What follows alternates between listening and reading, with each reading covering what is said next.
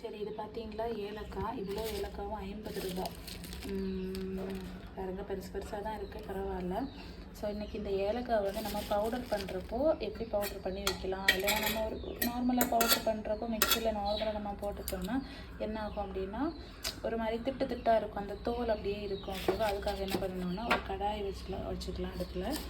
எந்த ஈரப்பதவுமே இருக்கக்கூடாது. நல்லா இதானதுக்கப்புறம் எல்லா ஏலக்காயும் எடுத்து போட்டுடலாம். சரியா? எல்லா ஏலக்காயும் போட்டுட்டு ஈரப்பதம் இல்லையா நல்லா கிளறி விடணும்.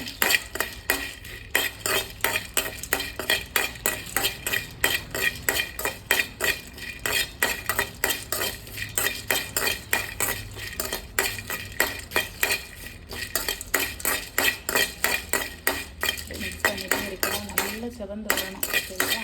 அது வரைக்கும் பண்ணிகிட்டே இருங்க, வறுத்துட்டே இருங்க. சரி, இங்கே பார்த்தீங்களா நம்ம போட்டதுலேருந்து கொஞ்சம் உப்பி இருக்குது, அப்புறம் வந்து கொஞ்சம் கலர் லைட்டாக மாற ஆரம்பிச்சிருக்கு. பார்த்தீங்களா நான் போட்ட சைஸ்லேருந்து நல்லாவே உப்பி இருக்குது. தெரியுதா உங்களுக்கு? நல்ல வாசமும் வர ஆரம்பிச்சிருக்கு. சரியா? இன்னும் கொஞ்ச நேரம் அவங்க வறுபடணும். இந்த உள்ளே இருக்கிற விதை வந்து வறுபடுறதுக்கு டைம் எடுக்கும் இல்லையா? ஸோ அது கொஞ்சம் வறுபட்டதுக்கப்புறம் நம்ம என்ன பண்ணணுங்கிறது பார்க்கலாம். பார்த்தீங்களா முதல்ல இருந்து வரைக்கும் இப்போ எந்த அளவுக்கு கலர் மாதிரி ரொம்ப அது உப்பி வந்துருக்கு. பார்த்தீங்களா? இப்படி நல்லா வறுத்ததுக்கப்புறம் ஓகேவா, நான் இப்படி பண்ணுறேன், அது உடஞ்சி போகுது. பார்த்தீங்களா? அதில் இப்படியே விதை இப்படி ஒன்று எடுத்து அவ்வளோ சூடு நிற்காது. ஸோ முதல்ல எடுத்துக்கலாம். எடுத்து அதில் இந்த விதையில் ஒன்று கடிச்சு பாருங்கள். அப்போ உங்களுக்கு சவுண்டு கேட்டுச்சா?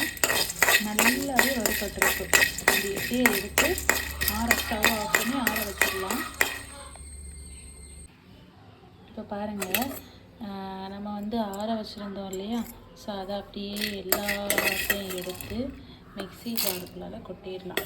சரி, கொஞ்சம் இருக்கிறதுனால அது கொட்டி மிக்ஸி ஜார் தான் எடுத்துக்கலாம். கொட்டிட்டு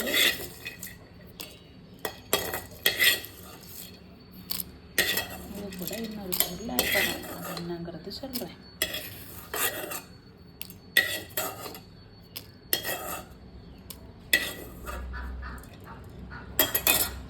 கை வச்சுருக்கிறேன், தப்பாக நினைக்காதீங்க. ஓகேவா? ஒன்று இருந்துச்சு. சரி, இது கூட என்ன ஆட் பண்ணணும் அப்படின்னு கேட்டீங்க அப்படின்னா நார்மலாக நம்ம வீட்டில் யூஸ் பண்ணுற சுகர் இருக்குது இல்லையா?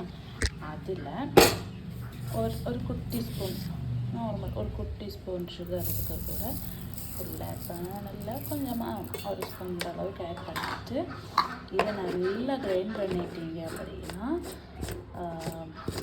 உங்களுக்கு காடமம் பவுடர் ரெடி, ஏலக்காய் பவுடர் ரெடி, ஏலக்காய் தூள் ரெடி ஆகிடும். சரி, இதில் என்ன விஷயம் அப்படின்னா இந்த நம்ம எடுக்கிறோம் இல்லையா மிக்ஸி ஜார், அதில் வந்து ஈரப்பதமே இருக்கக்கூடாது. ஒரு துள்ளியுமே ஈரப்பதம் இருக்கக்கூடாது. மிக்ஸி ஜார்லேயே ஆகட்டும், கடாயாகட்டும், எதில் ஸ்பூனில் ஆகட்டும், ரொம்ப கவனமாக ஹேண்டில் பண்ணுங்கள். இல்லைன்னா சீக்கிரமாக அந்த ஒரு மாதிரி ஃப்ரெஷ்னஸ் மாறிடும். அதுக்காக தான். ஓகேவா? இங்கே பாருங்கள், ரியலி சொல்கிறேன், எப்படி வந்திருக்குன்னு பாருங்கள். பார்த்தீங்களா?